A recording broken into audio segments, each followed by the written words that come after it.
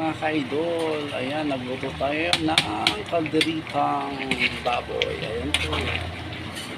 Malambot na po yan sa alang Guayves. Siyempre, di mawawala yung bisiler natin mga idol. Itong, yan po, bloody meat. Tatawag na bloody meat kung nasa ibang bansa. So, dinuguan to mga idol. Ayun, sarap po. 2 araw lang pagitan, may dinuguan na naman. Ganito kalakas ang dinuguan dito. Siyempre, ito idol, oh. Ayan, oh.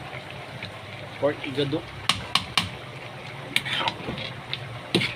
Sarap. Yum, yum, yum, yum. Yum, yum ka nito. Igado.